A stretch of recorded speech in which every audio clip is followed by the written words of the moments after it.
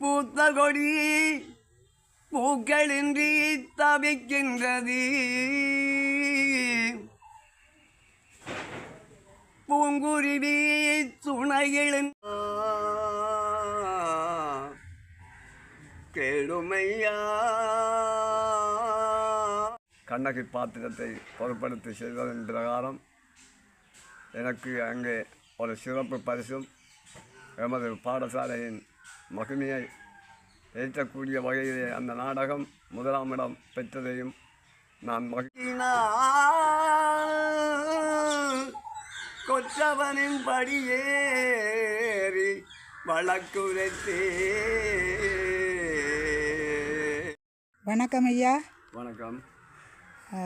நீங்கள் இந்த கரவெட்டு கிழக்கு பிரதேசத்தில் காட்டுப்பெலம் என்ற பகுதியில் ஒரு மாபெரும் கலைஞர்ன்றதை விட அண்மையில் கலாபூஷண விருது கூட உங்களுக்கு கிடைத்திருக்கிறது.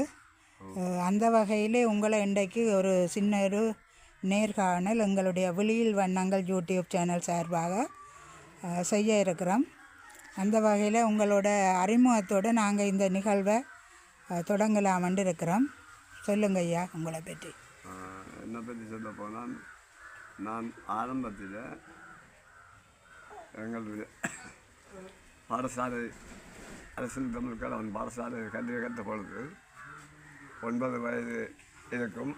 அந்த 9 வயது காலகட்டத்திலே நான் அண்ணாவி முருகேசப்பாவின் ஒரு நாடகத்திலே லோகிதாசன் பாத்திரமேற்று நடித்து கொண்டிருந்த வேளையிலே நான் சிறு வயதிலே இருந்த பொழுதும் பல அரங்கங்களை நான் அங்கு நிகழ்த்த வேண்டியிருந்ததினால பல நிகழ்வுகளிலே கலந்து கல்வியையும் கற்று அந்நாடகத்திலே லோகிதாசனாகவும் நான் மட்டுமில்லை எனது சகோதரியும் பின் லோகிதாசனாக நடித்து உள்ளார். அந்த வகையிலே திரும்பவும் எனது கல்வி பராயத்திலே இந்த உடுப்பிட்டு தொகுதி ரீதியான பாடசாலை இடையிலான ஒரு மாபெரும் நாடகப் போட்டியிலே கற்பரசி கண்ணகி என்னும் நாடகம் எமது பாடசாலை ஊடாக அங்கே அனுப்பப்பட்டுள்ளது.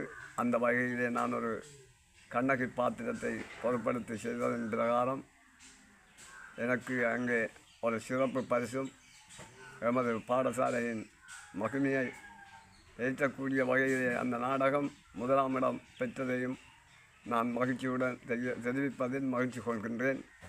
சிறு வயதிலேயே ஆரம்பத்திலேயே எனக்கு அந்த விருது கிடைத்த பொழுது எனது கலைக்கும் கல்விக்கும் ஆசானாக விளங்கியது அமரர் செல்லத்தம்பி ஐயா அவர்கள். அவர் அதிபராக இருந்த காலத்தில் தான் நான் இந்த கலைத்துறையை ஊக்கமாக செயல்பட வேண்டிய நிலைமை ஏற்பட்டது. அன்று தொடக்கம் இன்று வரைக்கும் எனது கலைப்பணி இந்த கிராமத்துக்கு மட்டுமல்ல, வன்னி நாட்டிலும் கூட நான் நிகழ்த்தியிருக்கின்றேன். பல மேடைகளிலே எனக்கு அங்கே பாராட்டுக்கள் கிடைத்துள்ளது. அந்த வகையிலே தான் கண்ணகி நாடகத்திற்கு அடுத்தபடியாக ஹரிச்சந்திரா நாடகத்திலே முன் சந்திரமதியாகவும் பின்பு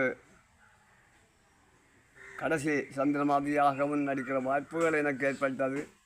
அந்த கடைசி சந்திரமதியாக ஏற்ற பொழுது எமது சிறந்த ஒரு உருவாக்கம் இங்கே எழுந்தது.